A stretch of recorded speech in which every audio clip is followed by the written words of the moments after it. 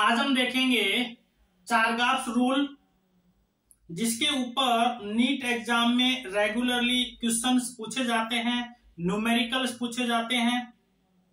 ठीक है, और चारगाफ के रूल पे ही वाटसन एंड क्रिक ने मेथड ऑफ डीएनए रेप्लिकेशन को एक्सप्लेन किया था। Most accepted method of DNA replication is semi conservative mode of DNA replication.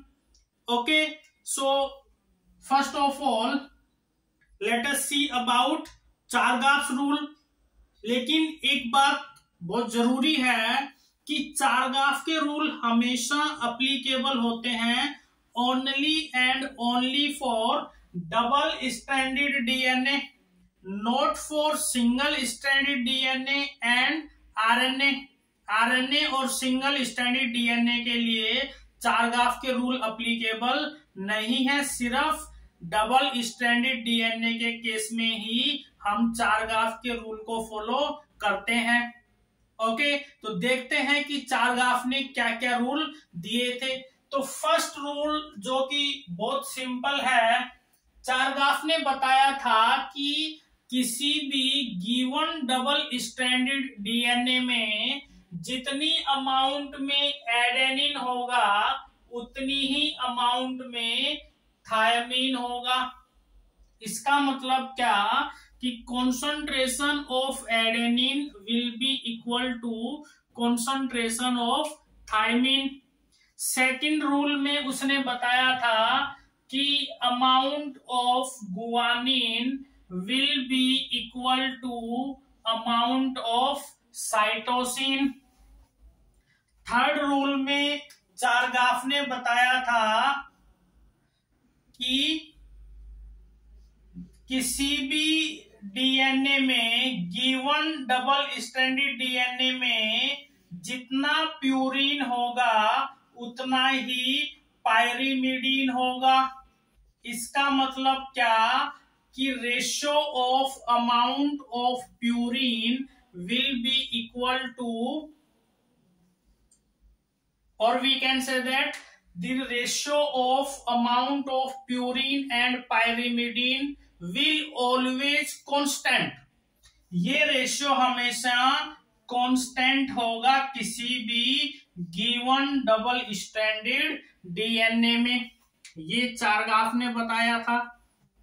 इसके अलावा एक रूल और पढ़ते हैं हम, जिसको बेस रेशियो बोलते हैं।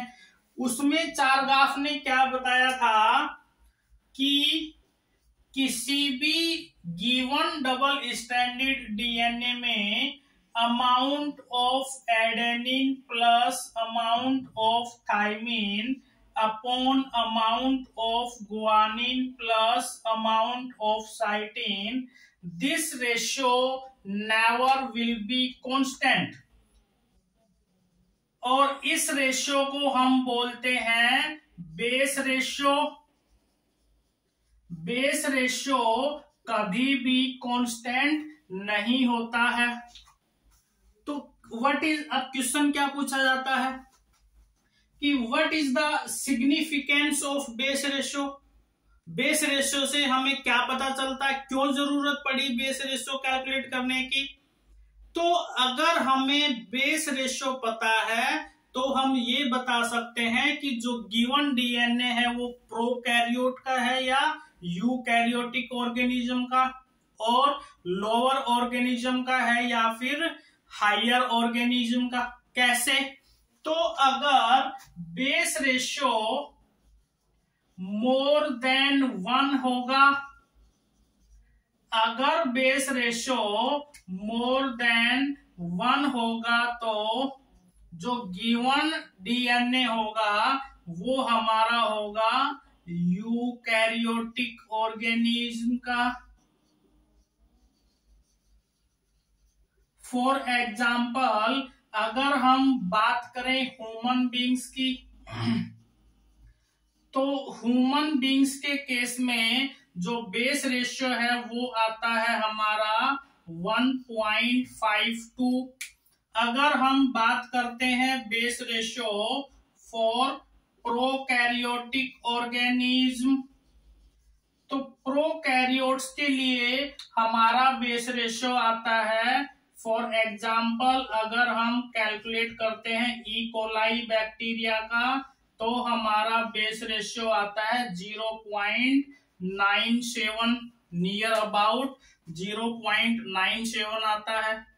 तो बेस रेशियो से हमें एक बात और पता चलती है, क्या कि जो यूकैरियोटिक ऑर्गेनिज्म का डीएनए होगा उसमें amount of adenine and thymine will be more as compare to amount of guanine and cytosine, and prokaryote के डीएनए में amount of guanine and amount of cytosine will be more as compare to amount of adenine and amount of thymine.